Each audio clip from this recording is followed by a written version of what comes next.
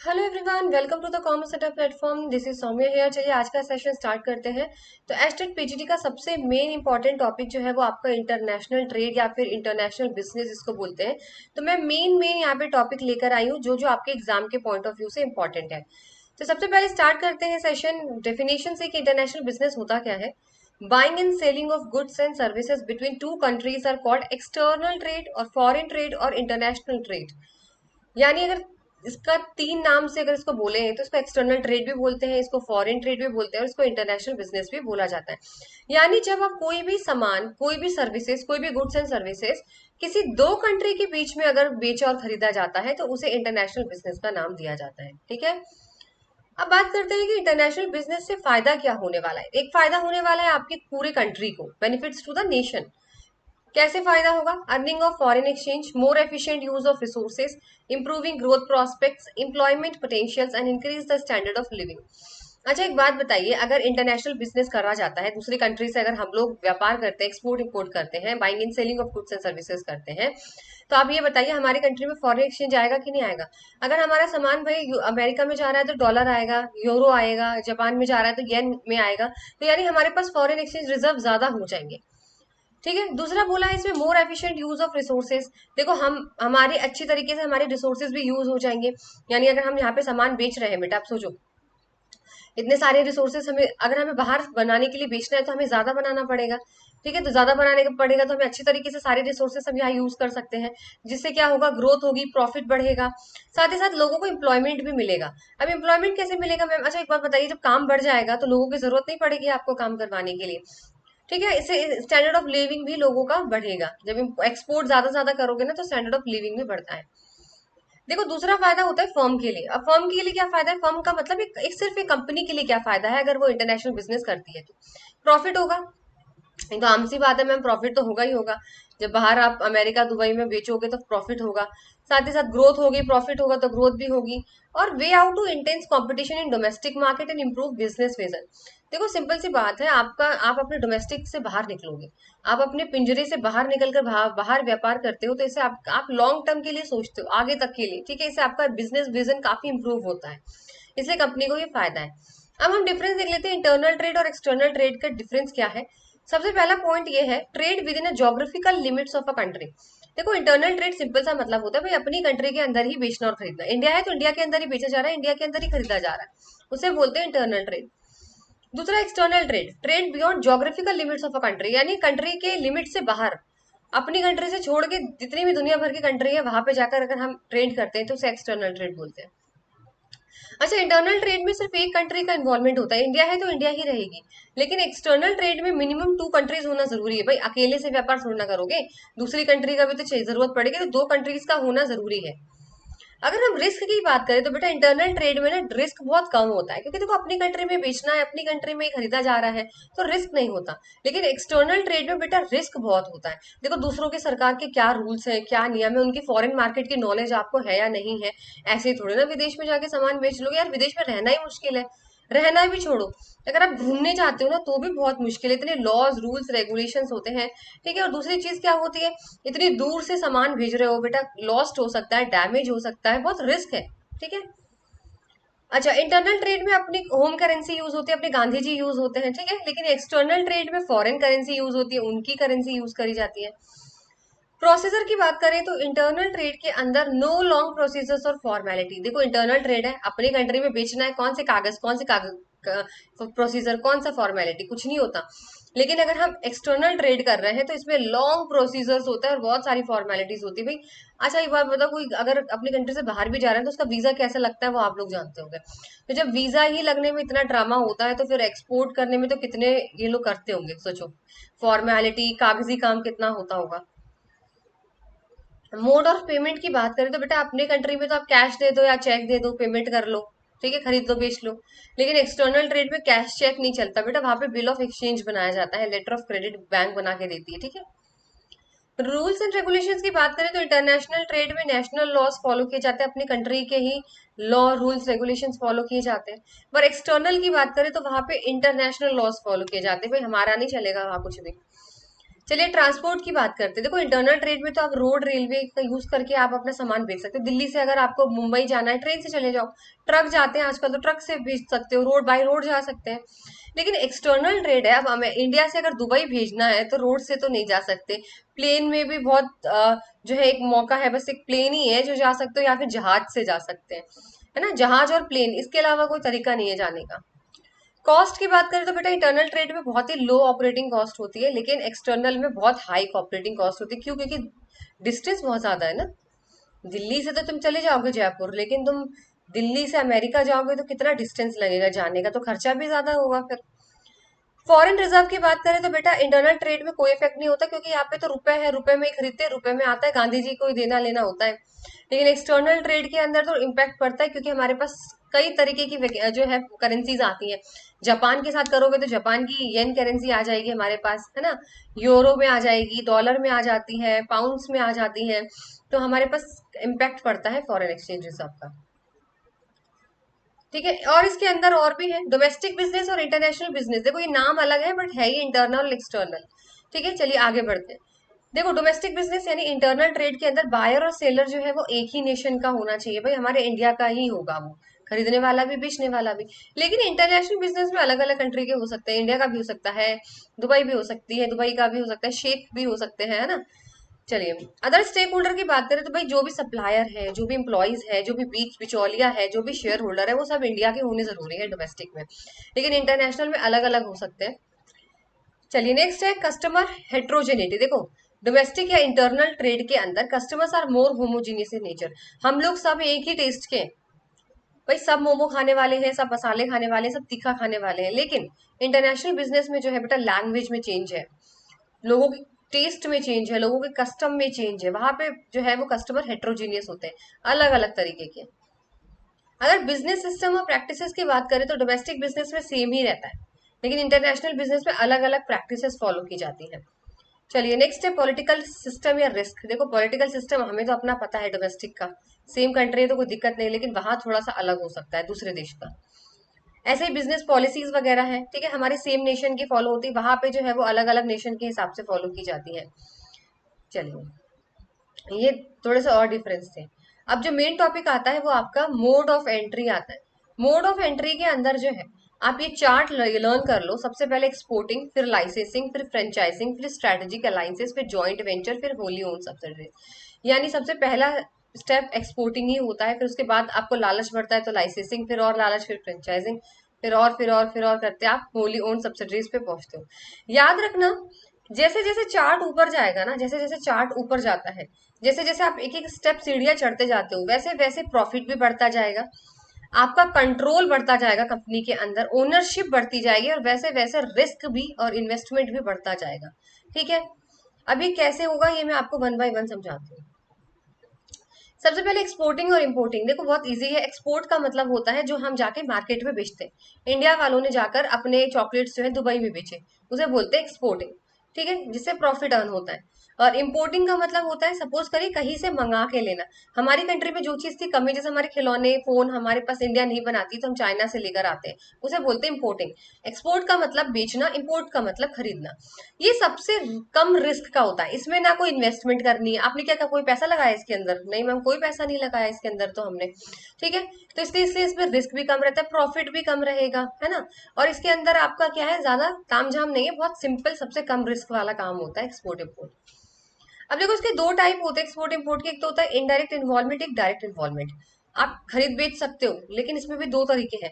एक तो इनडायरेक्ट होता है, सीधे जाकर उनके कस्टमर से आप जाके बेचो। भाई इंडिया की चॉकलेट है, मेरी चॉकलेट की कंपनी है, मैं जाके सीधे फॉरेन में जाती हूँ, दुबई जाती हूँ, वहां जाके सीधे डायरेक्टली कस्टमर के साथ डील करती हूँ, और मैं अपनी चॉकलेट्स बेचती हूँ या खरीदती हूँ। ठीक है, वो है आपका indirect, sorry direct involvement. Direct क्योंकि कोई बीच में नहीं है। और दूसरा होता है इनडायरेक्ट। देखो इनडायरेक्ट के अंदर क्या होता है, बीच में लोगों को रखना पड़ेगा कि भाई मैं जैसे सामान मैंने बेचा तो एक एक्सपोर्ट एजेंसी है, कोई एजेंट है, तो मैंने उसको अपना माल दे दिया, अब वो जाकर फॉरेन में बांटेगा, जाके यार बेचेगा या खरीदेगा। तो बीच में अगर किसी का इन्वॉल्वमेंट है तो वो आपका डायरेक्ट नहीं इनडायरेक्ट होगा। लेकिन अगर बीच में किसी का भी इन्वॉल्वमेंट नहीं है तो उसे हम डायरेक्ट एक्सपोर्टिंग या इम्पोर्टिंग कहते हैं। अब आगे आगे जैसे जैसे स्टेप बढ़ता जाएगा वैसे वैसे वैसे आपका ओनरशिप, आपका रिस्क, इन्वेस्टमेंट, प्रॉफिट बढ़ता जाएगा। अब नेक्स्ट है लाइसेंसिंग। देखो लाइसेंसिंग का सिंपल सा मतलब है, in this mode of entry the domestic manufacturer leases the right to use it intellectual property, that is technology, work method, patent, copyright, brand names, trademarks to manufacture in a foreign country for a fee। सबसे simple भाषा में बता देती हूँ, licensing का मतलब ये होता है कि कोई भी कंपनी है वो अपने बिजनेस मॉडल का कोई एक पार्ट मतलब कोई भी एक इंटेलेक्चुअल प्रॉपर्टी को यूज करने का राइट दे दे किसी और को। ठीक है, और बदले में क्या ले, फीस ले। सपोज करिए मेरी चॉकलेट की दुकान है, मेरी चॉकलेट की दुकान है, ठीक है, मेरी चॉकलेट की शॉप है। तो मैंने किसी और कंट्री में जाकर मैंने किसी से बोला कि आप जो है वो एक काम करो, मेरे जो फॉर्मूला है ना चॉकलेट बनाने का, वो बहुत सीक्रेट है, तो मेरा फॉर्मूला मैं आपको बता देती हूँ अपना बेचने का, आप इसे बेच सकते हो, इस फॉर्मूले को से सेम बनाकर आप बेच सकते हो, बदले में आप मुझे फीस दे दो। इसे बोलते हैं बेटा लाइसेंसिंग। नेक्स्ट है फ्रेंचाइजिंग, कंफ्यूज मत होना। Under franchising, an independent organization called the franchisee operates a business under the name of another company called franchisor. In such an arrangement, the franchisee pay a fees to the franchisor. Franchisee is a form of licensing, but the franchisor can exercise more control over the franchisee as compared to that in licensing. देखो control तो licensing में मेरा ही रहेगा, chocolate की दुकान मेरी है, owner तो मैं ही रहने वाली हूँ, बस मैंने उसको एक चीज का, एक फॉर्मूला का राइट दे दिया कि चलो आप यूज कर लो। जैसे पिक्चर नहीं होती, मैं सबसे अच्छा एग्जांपल बताती हूँ आपको, जैसे पिक्चर होती है, पिक्चर से मूवीज का बहुत अच्छा एग्जांपल है। देखो आपने मूवीज देखी होगी, पुरानी पुरानी मूवीज के जो नए नए गाने अब आ जाते हैं, उनमें से कोई एक गाना निकाल के कहते थे कि चलो आप इसको अपने मूवी में यूज कर लो। अभी लेटेस्ट जैसे बहुत सारी मूवीज आ रही है, आपने देखा होगा ना, पुराने गानों को निकाल लेते हैं और पुराने गाने को लेकर अपनी फिल्म, नई फिल्म में उसको ऐड कर देते हैं थोड़ा बहुत चेंज करके। तो वही है लाइसेंसिंग। सिर्फ पूरी पिक्चर कॉपी करने के लिए नहीं दिया है आपको, पूरी पिक्चर कॉपी करने के लिए नहीं दिया है, सिर्फ आपको एक गाना बोला है कि ये वाला गाना आप उठा के अपनी पिक्चर में डाल सकते हो, सेम गाना। वो है लाइसेंसिंग। लेकिन फ्रेंचाइजिंग में क्या होता है, पूरा का पूरा बिजनेस दे देना। जैसे मैगडी है तो पूरा का पूरा नाम भी दे देना, पूरा बिजनेस मॉडल भी दे देना और बदले में फीस ले लेना। जैसे पूरी की पूरी पिक्चर रीमेक बनती है, देखा होगा ना आपने, कोई पुरानी मूवी होती है फिर उसका पूरा कॉपीराइट दे देते, पूरा ही पिक्चर का दे देते कि आप बना लो सेम।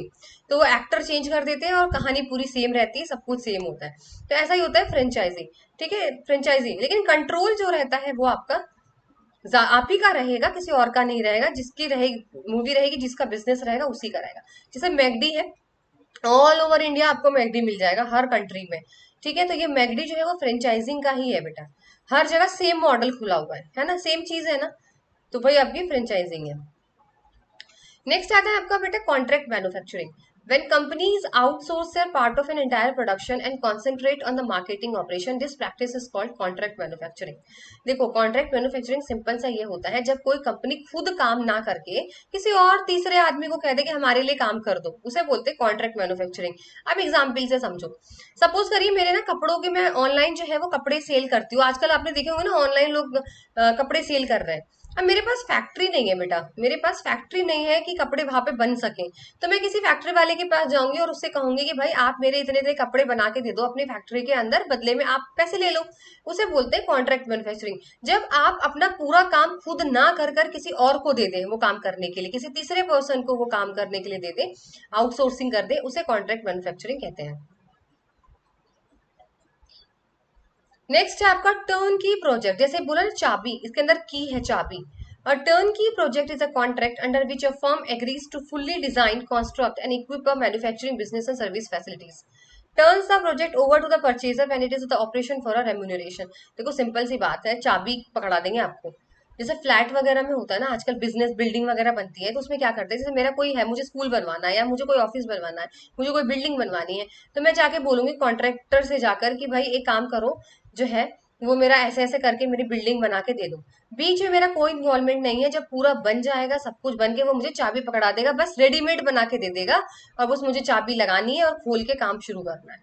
ठीक है, पूरा वो डिजाइन करेंगे, कोई फर्म पूरा कंस्ट्रक्ट करा जाएगा, सब कुछ वो रेडी करके मुझे चाबी थमा देंगे, लीजिए अब आप यूज कर लीजिए। उसे बोलते हैं टर्न की प्रोजेक्ट। नेक्स्ट है आपका management contract. Management contract is an agreement between two companies whereby one company provides managerial assistant, technical expertise and specialised services to the second company for a certain period of time in return for monetary compensation. जैसे school, sports facilities, hospital. देखो इसका simple सा मतलब ये है कि हमने business तो खोल लिया लेकिन उसको मैनेज करने नहीं आ रहा, अब मैंने स्कूल खोल लिया, सपोज करिए मैंने स्कूल तो खोल लिया, पर मेरे को समझ ही नहीं आ रहा, स्कूल तो बन के रेडी हो गया, पर मुझे ये चीज समझ में नहीं आ रही कि इसको चलाएं कैसे, क्योंकि मुझे तो आती ही नहीं चलानी। तो मैं क्या करूंगी इसके अंदर बेटा, कोई भी कंपनीज है उसके पास जाऊंगी, कोई दूसरी कंपनी दूसरे स्कूल के पास, और मैं बोलूंगी कि आप जो है वो मैनेज करिए, जैसे नाम है ना मैनेजमेंट, मैनेज करिए। तो मैं उनको बोलूंगी कि देखिए आप मेरी कंपनी चलाइए और बदले में आप पैसा ले लीजिएगा, पर आप मेरी कंपनी को चला दीजिए। तो भाई सारा काम उनका रहेगा, कौन कितने प्रिंसिपल्स रखे जाएंगे, कितने टीचर्स होंगे, कितने बच्चे होंगे, कैसे एडमिशन होगा, कैसे स्टाफ को हायर किया जाएगा, क्या क्या स्कूल में करना होगा, सारा कुछ वही करेंगे। ठीक है, और बदले में उनको पैसे दिए जाएंगे, जितने भी ऐसी कंपनी में के अंदर होता है। अब कंपनी तो मैंने बना ली, बिल्डिंग बिल्डिंग तो अब अंदर समझ में ही नहीं आ रहा, तो जो वो है दूसरी कंपनी आएगी, वो आपका सारा काम करेगी, आपको टेक्निकल एक्सपर्टीज भी देगी, सर्विस भी प्रोवाइड करेगी, सारा मैनेजरियल असिस्टेंस भी करेगी, आपकी स्टाफ हायर करेगी, आपका सारा काम देखेगी, क्या करना है कैसे करना है, और बदले में आप उसे पैसे दोगे। ठीक है, तो ये चीज होती है मैनेजमेंट कंट्रोल, कि कोई और मैनेज करो क्योंकि आपको नहीं आता करने।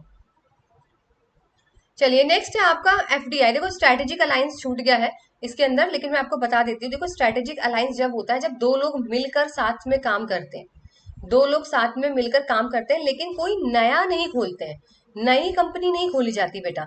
जैसे सपोज करिए मेरी फ्रेंड है, मैं कॉमर्स की टीचर हूँ, मेरी फ्रेंड सपोज करिए इंग्लिश की टीचर है, मेरा कोचिंग सेंटर है कॉमर्स का, उसका है इंग्लिश का, तो हम दोनों आपस में मिल जाएंगे, तो वो मेरे कॉमर्स का प्रमोशन करेगी, मैं उसका इंग्लिश का प्रमोशन करूंगी। इसे बोलते हैं स्ट्रेटेजिक अलायंस। ठीक है, चलिए नेक्स्ट है आपका एफडीआई, फॉरेन डायरेक्ट इन्वेस्टमेंट। किसी भी विदेशी कंपनी में जाकर या विदेशी कंपनी इंडिया में आकर जब अपना पैसा लगाती है किसी कंपनी में, उसे बोलते हैं फॉरेन डायरेक्ट इन्वेस्टमेंट।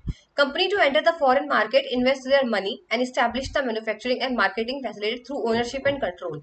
ठीक है, तो ओनरशिप भी होगी और कंट्रोल भी करेंगे। चाहे जैसे इंडिया में आकर कोई भी बिजनेस, कोई भी फॉरेन कंट्री से आ रहा है, अमेरिका से, तो उसने आकर हमारे इंडिया की कंपनी में पैसा लगाया है, तो कंट्रोल भी लेगा वो, पूरा ओनरशिप भी लेगा। ठीक है, इसके तीन तरीके होते हैं, एक होता है बेटा मोड्स ऑफ एफडीआई का ग्रीन फील्ड, दूसरा होता है ब्राउन फील्ड। देखो ब्राउन फील्ड की जगह लिख दिया है मर्जर एंड एक्विजिशन, कंफ्यूज मत होना, और तीसरा है जॉइंट वेंचर।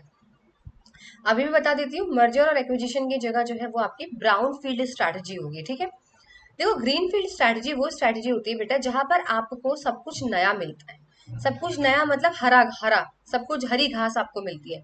हरी घास कैसे मिलती है मैम, देखो सपोज करिए कोई अमेरिका से कोई आए, मिस्टर एक्स आए, ठीक है, और वो हमारी इंडिया में आकर इन्वेस्टमेंट करना चाहते हैं, बिजनेस खोलना चाहते हैं, उनको कुछ नहीं दिया गया, ना कोई फैक्ट्री ना कोई बिजनेस, ना खाली जमीन पड़ी हुई है, वो बेचारे आके खरीदते हैं, उस पे बिजनेस खड़ा करते हैं, टेक्नोलॉजी खरीद कर लाते हैं, एम्प्लॉयज को रखते हैं, सारा शुरू से बेसिक से स्टार्ट करा बेचारे ने, उसे बोलते हैं ग्रीन फील्ड स्ट्रैटेजी। वही अगर दूसरी स्ट्रैटेजी की बात करें वो होती है ब्राउन फील्ड, जिसे में आता है मर्जर और एक्विजिशन। ठीक है, जिसके अंदर आता है बेटा मर्जर और एक्विजिशन। देखो ब्राउन फील्ड का मतलब होता है जचा जचाया काम आपको मिल गया, बस आपको पैसा लगाना है। जैसे हमारी इंडिया की कोई कंपनी है, बाहर से मिस्टर एक्स आए, उन्होंने उस कंपनी में पैसा लगा दिया, टेक्नोलॉजी भी है, फैक्ट्री भी है, एम्प्लॉयज है, सब मिलेगा उनको, बैठे बैठे चांदी की चम्मच उनको मिल जाएगी। ठीक है, उन्हें बस पैसा लगाना है। ठीक है, इसके अंदर आता है मर्जर और एक्विजिशन। बेटा इसके दो टाइप होते हैं, a domestic company selects a foreign company and merge itself with the foreign company in order to international business. Alternative, the domestic company में purchase company and acquire its ownership and control. देखो दो तरीके होते हैं brown field के, या तो तुम आके जोड़ लो, आके आपस में जोड़ लो। कैसे मैम, जोड़ने का मतलब ये होता है कि आप आके दो कंपनी मिल जाइए साथ में और काम करिए। भाई मिस्टर एक्स आए, हमारी कंपनी है, उनके साथ मिलकर उन्होंने काम किया। दूसरा होता है बेटा एक्विजिशन। एक्विजिशन या तो मिस्टर एक्स आके उन्होंने पूरा बिजनेस ही खरीद लिया, जो जो बना बनाया बिजनेस था पूरा खरीद लिया, उसे बोलते हैं एक्विजिशन, परचेज कर लिया। ऐसे उल्टा समझ लो, जैसे हमारे इंडिया के कोई है, कोई सबसे अमीर लगा लो अंबानी जी जो है हमारे, ठीक है, तो वो जाते हैं और जाकर समझ लो कोई भी बिजनेस है यूएसए अमेरिका में, उसको पूरा ही खरीद लिया जाकर, तो उसे बोलते हैं एक्विजिशन, पूरा खरीद लेना। या तो फिर आप हाथ मिला लीजिए, हाथ मिला लीजिए मतलब 50% 50% पार्टनरशिप कर लीजिए। तो ये चीज होती है आपकी ब्राउन फील्ड।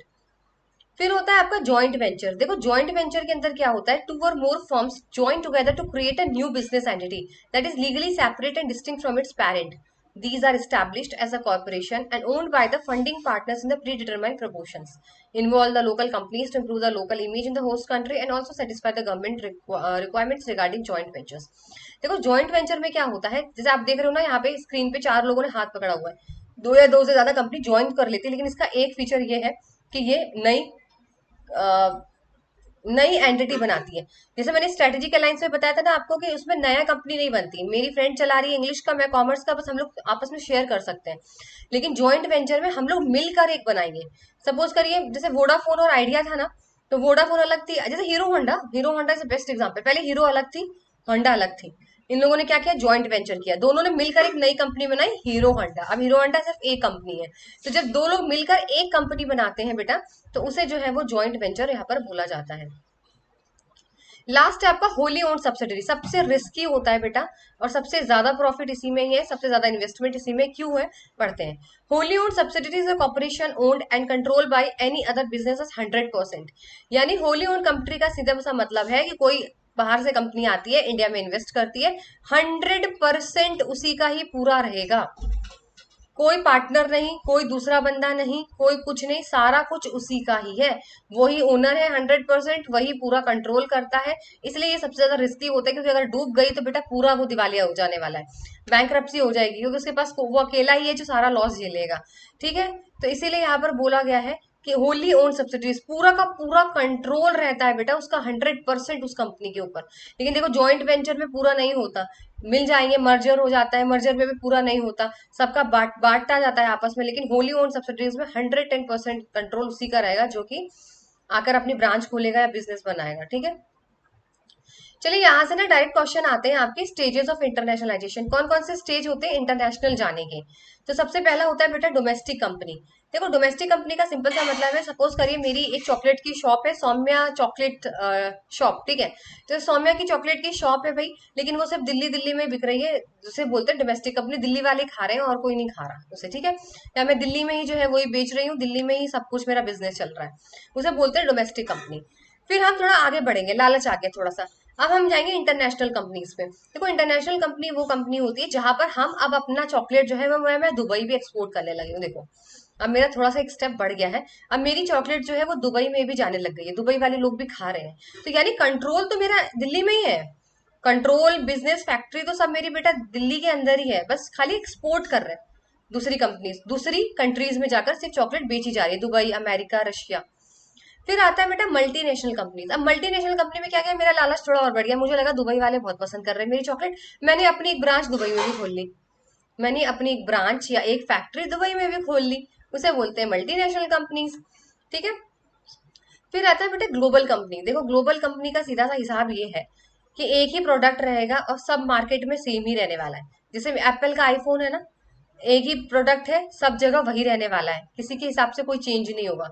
ग्लोबल कंपनीज है, एक ही मार्केट में एप्पल का फोन अमेरिका में खरीदोगे जाके तो सेम रहने वाला है, इंडिया से खरीदोगे तो सेम रहने वाला है, एक मार्केट की तरह काम होगा यहाँ पे, पूरी दुनिया एक मार्केट। लास्ट है आपका ट्रांसनेशनल कंपनी। देखो ट्रांसनेशनल कंपनी वो होती है जहाँ ग्लोबल भी होता है और लोकल भी होता है। मैम ग्लोबल भी होता है, लोकल भी कैसे होता है, ग्लोबल और लोकल कैसे होता है, it's very best example of मैगडी, मैकडोनल्ड। अच्छा एक बात बताओ, मैगडी ग्लोबल है कि नहीं, ग्लोबल है, पूरे जगह एक ही मैगडी होता है ना भाई, अलग अलग नाम से थोड़ी ना होता है, अमेरिका में भी वही मैगडी, भाई इंडिया में भी वही मैगडी। लेकिन एक बात बताओ उसके अंदर लोकल क्या होता है, लोकल ये होता है बेटा कि इंडिया में मिलेंगे आलू टिक्की, लेकिन अमेरिका में मिलेगा बीफ बर्गर, क्योंकि वहां कोई आलू टिक्की नहीं खाता। यानी ग्लोबल भी है और लोकल भी है, आपके टेस्ट के हिसाब से बनेगा। जैसे मैगी है, मैगी बहुत अच्छा एग्जाम्पल है, आपकी आपने मैगी तो बना दी, लेकिन बेटा हर जगह मैगी अलग अलग है। ठीक है, सबके टेस्ट के, जापान वाले लोगों का टेस्ट अलग मिल जाएगा उसमें, फ्लेवर। तो ऐसे ही मैगडी वैसे तो ग्लोबल है, हर जगह एक ही मैगडी है, अलग अलग नहीं है, लेकिन अगर आप उनके अंदर जाके देखो तो वहां पे अपने कस्टमर के हिसाब से, अपनी कंट्री के हिसाब से वो लोग अपने मेन्यू के अंदर जो चेंज करते हैं उसे लोकल बोल रहे हैं यहाँ पे। ठीक है, तो वो होता है आपका ट्रांसनेशनल कंपनी। चलिए नेक्स्ट है आपका ईपीआरजी मॉडल। देखो मैं इंपॉर्टेंट इंपॉर्टेंट मॉडल्स करा रही हूँ, थ्योरीज मैंने इसलिए नहीं कराई यहाँ पे, थ्योरीज में ऑलरेडी करा चुकी हूँ, most important theories of international trade में करा चुकी हूँ, जाके चेकआउट कर लो, इसलिए मैंने दोबारा से स्लाइड में वो डाला नहीं है। देखो ईपीआरजी मॉडल के अंदर होता है E for ethnocentric, P for polycentric, R for regiocentric और जी फॉर जियोसेंट्रिक। अब मैम ये एथनोसेंट्रिक पॉलीसेंट्रिक के क्या कंफ्यूजन है, देखो मैं आप लोगों को बस एक लाइन में सिंपल सिंपल भाषा में समझा देती हूँ, ज्यादा कोई मतलब नहीं है यहाँ पे डीप जाने का, आपको बस मतलब पता होना चाहिए। देखो एथनोसेंट्रिक का सिंपल सा मतलब है हमारी country best, home country best है। आपके घर में लौकी बनी है तो चाहे बाहर से कोई आए चाहे घर का कोई आए, लौकी ही बनेगी, समझ आ रहे हो, लौकी ही खानी पड़ेगी। चाहे बाहर से कोई गेस्ट आए, चाहे घर में आए, लौकी बनी है तो लौकी ही बनेगी, लौकी खानी पड़ेगी। तो वही चीज यहाँ पर एथनोसेंट्रिक है। यानी एथनोसेंट्रिक का मतलब ये है हमारी कंट्री के हिसाब से हमने जो बनाया है वही सब जगह चलेगा, हम वही बाहर भी हम वही बेचेंगे। सबसे अच्छा एग्जाम्पल मैगी का लगाते हैं। हमारी में मसाला मैगी चलती है, चटपटे लोग हैं ना हम तो मसाला मैगी चलती है, तो हम यही वाली मसाला मैगी सबको बेच रहे हैं। खाना है तो खाओ, मत खाओ, हम तो अपनी टेस्ट का ही बेचेंगे। उसे बोलते हैं एथनोसेंट्रिक। फिर आता है पॉलीसेंट्रिक। पॉलीसेंट्रिक बोलता है कि भाई सब कंट्री का टेस्ट अलग अलग है, ऐसा मत करो, सारी कंट्री अलग अलग है, होस्ट कंट्री का भी तो देखो, दूसरी कंट्री का भी तो देखो ना तुम। तो फिर मैगी बोलती है चलो ठीक है, हम एक काम करते हैं, मसाला मैगी तो हम इंडिया इंडिया में रखते हैं, बाकी जापान में चाइना में हम उसका मसाला जो है वो चेंज कर देते हैं उनके हिसाब से। तो उसे बोलते हैं पॉलीसेंट्रिक। अब मैगी बिक तो रही है, लेकिन वो मसाला चेंज कर दिया उनके टेस्ट का हिसाब से, कोई भी सॉसेस या कुछ ऐड कर दिया, उनके टेस्ट के अकॉर्डिंग मैगी बना दी। फिर आता है रीजियो सेंट्रिक। देखो रीजियो सेंट्रिक एक सेम रीजन के लिए सेम रहेगा। जैसे हम लोगों के जो आसपास के बहुत सारे रीजन होते हैं ना, उनका टेस्ट सेम रहता है। जैसे हम लोग के पड़ोसी देश जो है, नेबरिंग स्टेट्स, नेबरिंग कंट्रीज जो है हमारी, तो उनका टेस्ट एक जैसा है, तो उनको एक एक रीजन में डाल देते हैं। जैसे इंडिया है, आपका नेपाल है, श्रीलंका है, बांग्लादेश है, तो यहाँ पे हिंदी बोली जाती है ना, तो यहाँ पे टेस्ट भी सेम होता है बेटा, आप देखना कभी भी। तो इसमें क्या बोलते हैं कि मसाला मैगी एक काम करते हैं, इंडिया में, आपके श्रीलंका में, बांग्लादेश में, नेपाल में हम लोग सेम रखते हैं इंडिया मसाला, लेकिन यूरोप, जर्मनी, इसके लिए हम लोग चेंज कर देते हैं। उसे बोलते हैं रीजियो सेंट्रिक। एक रीजन में सेम रहेगा, एक रीजन में सेम रहेगा टेस्ट। फिर आता है बेटा जियो सेंट्रिक। जियो सेंट्रिक ये बोलता है कि ग्लोबली स्ट्रेटेजिक होनी चाहिए। समझ में आ रहा है? जैसे मैंने अभी आपको बोला भाई, सेम ग्लोबल के हिसाब से रहनी चाहिए, पूरा मार्केट एक ही होना चाहिए। ऐसा नहीं है कि रीजन रीजन के हिसाब से यहाँ पे दिया जाए। ग्लोबल स्ट्रेटेजी रखो, बट लोकल फोकस रखो। ठीक है, कहीं से भी कोई आइडिया आ रहा है, कोई दिक्कत नहीं। जैसे यहाँ पे सबसे अच्छा एग्जाम्पल ये है कि अगर मैगी बनाई भी जा रही है ना, तो इसके अंदर ऐसा भेदभाव नहीं होगा। पता चले सीईओ तो मैगी का आइडिया तो इंडिया वालों ने दिया, लेकिन इसका मार्केटिंग डिपार्टमेंट यूएस वालों को दे रखा है, इसका जो टेस्ट वाला डिपार्टमेंट है वो जापान को दे रखा है, सीईओ कोई और कंट्री का है। यानी आइडिया कहीं से भी आ रहा हो, कोई कहीं से भी आ रहा हो, सब मिला लिया, सब पूरे देश को एक करके बनाया गया है। ठीक है, यूनिफाइड कर दिया गया है।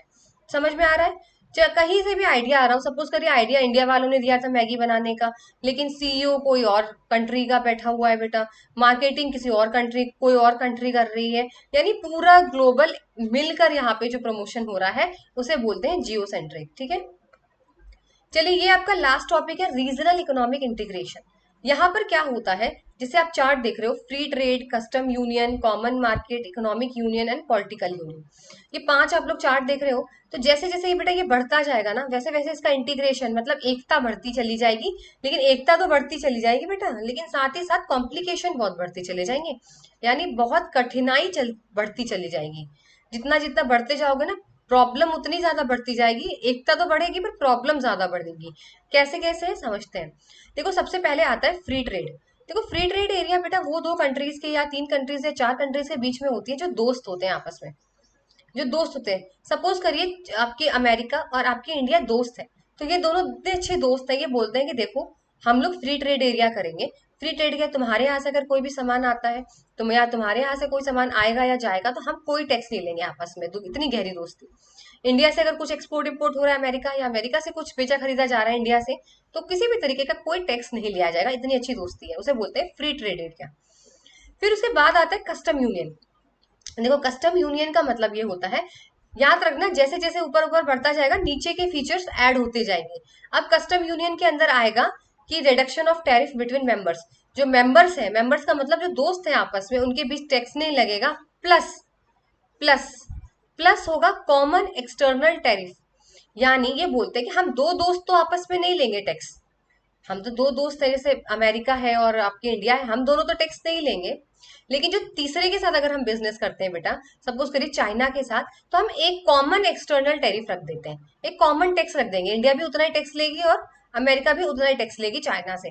तो यहाँ पे कस्टम यूनियन का में क्या हुआ कि ट्रेड तो होगा, 2 कंट्री की जो 2 दोस्त, जो 2 मेंबर कंट्रीज है, उनके बीच में जो है वो बिना किसी भी टैक्स के जो है वो ट्रेड होगा, व्यापार होगा।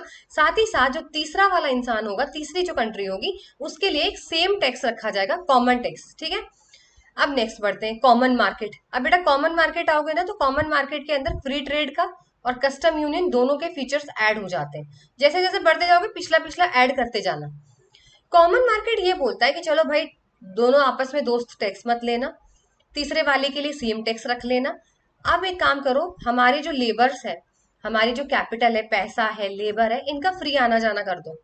इसमें भी किसी भी तरीके का कोई भी टैक्स मत लो, कोई भी रूल्स रेगुलेशन मत लो। हमारी कंट्री से कोई आना चाहता है आपकी कंट्री में आराम से आएगा, आपकी कंट्री से हम कुछ बेचना चाहते हैं, पैसा या फिर लोग आ रहे हैं, लेबर आ रहे हैं, सर्विस आ रहे हैं, तो फ्री कर दो। कॉमन मार्केट में क्या फ्री कर दो। तो उन्होंने बोला चलो ठीक है फ्री कर देते हैं। नेक्स्ट आता है इकोनॉमिक यूनियन। इकोनॉमिक यूनियन ये बोलता है no barriers for internal trade, free movement of labour. देखो सबके ऐड हो गए ना, सबके ऐड होके आ रहा है। देखो no barriers for internal trade का मतलब जब हम ट्रेड कर रहे हैं आपस में तो उसमें कोई टैक्स नहीं होगा, ये फ्री ट्रेड का दे दिया। फ्री मूवमेंट ऑफ लेबर यानी आप कॉमन मार्केट का भी इसमें ऐड हो चुका है कि कोई भी लेबर जो है आराम से आ जा सकता है कंट्री से दूसरी कंट्री तक, कोई टैक्स नहीं लगेगा। अब इकोनॉमिक यूनियन में बेटा ये बोला जाता है कि पॉलिसी सेम कर लेते हैं। जो इंडिया में पॉलिसी चल रही है ना, फिस्कल पॉलिसी, रेपो रेट, आपकी जो सीआरआर रेशियोज, वो आप अमेरिका में भी सेम कर देते हैं। पर ऐसा पॉसिबल है? ऐसा पॉसिबल है क्या? आपका जो system monetary policy fiscal policy है वो क्या अमेरिका वाले भी सेम रखेंगे? हो ही नहीं सकता, इम्पॉसिबल। तो मैंने आपको बोला है ना कि जैसे जैसे ये लोग सोच रहे हैं कि हम एक हो जाएं, वैसे वैसे प्रॉब्लम दिक्कत बहुत बढ़ रही है। कैसे हो सकता है भाई? इकोनॉमिक यूनियन में ये बोल रहे हैं कि आपकी पॉलिसी सेम हो दो कंट्री की। दो कंट्री की पॉलिसी कैसे सेम हो सकती है? इंडिया में कुछ और मॉनेटरी पॉलिसी चल रही है, इंडिया का रेपो रेट कुछ और है, इंडिया का सीआरआर रेशियो कुछ और है, अमेरिका का कुछ और होगा। सेम कैसे हो सकता है? तो पॉसिबल ही नहीं है बिल्कुल भी। ठीक है, फिर आप बोलते हैं पॉलिटिकल यूनियन। आप कहते हैं पॉलिसी तो सेम कर ही देते हैं, एक काम करते हैं सरकार भी सेम कर देते हैं। अच्छा एक बात बताओ, इंडिया की बीजेपी सरकार क्या अमेरिका में चल सकती है क्या? भाई बीजेपी का कोई एक बंदा है जिसको हायर करके वहां पर अमेरिका में रखा जाए तो वो अमेरिका में भी बीजेपी की सरकार के तरीके से चलाए, ऐसा हो सकता है क्या? आप बताओ। कभी भी दो देशों के बीच में कोई एक कॉमन सरकार होती है बीजेपी की सरकार, क्या कोई ऐसा चांस भी है इतना कि बीजेपी की सरकार अमेरिका में भी हो जाएगी? ऐसा हो ही नहीं सकता। तो मैंने आपको बोला ना कि कॉम्प्लेक्सिटी बहुत बढ़ जाएगी, जितना जितना आप सोच रहे हो ना हम एक हो जाए, उतने के चक्कर में जो है वो इम्पॉसिबल चीज है, ऐसा हो ही नहीं सकता। तो लेवल ऑफ इंटीग्रेशन तो बढ़ जाएगा, एकता तो बढ़ जाएगी ऐसा करने से, लेकिन बेटा कॉम्प्लिकेशंस बहुत हाई हो जाएंगे, ऐसा होना इम्पॉसिबल है। ठीक है, तो फ्री ट्रेड एरिया का मतलब दो आपस में जो दोस्त हैं, मेंबर्स हैं, उनके बीच में कोई टैक्स ना हो। कस्टम यूनियन का मतलब आपस में तो कोई टैक्स नहीं होगा, लेकिन जो तीसरी कंट्री के साथ हम ट्रेड करेंगे तो उनके साथ हम सेम कॉमन टैरिफ रखेंगे, टैक्स रखेंगे।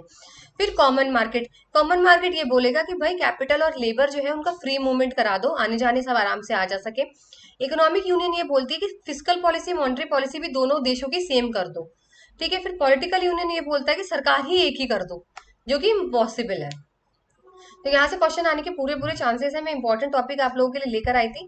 थ्योरीज है जैसे मैंने कराया नहीं, थ्योरीज में ऑलरेडी एक क्लास दे चुकी हूँ, वहां से आप थ्योरीज जरूर कर लेना। थ्योरीज मोस्ट इंपॉर्टेंट है इंटरनेशनल की, mercantilism, absolute advantage, hacker all in की सारी थ्योरीज में करा चुकी हूँ, आप चेकआउट कर लेना, वीडियो जाके प्लेलिस्ट में आपको मिल जाएगा।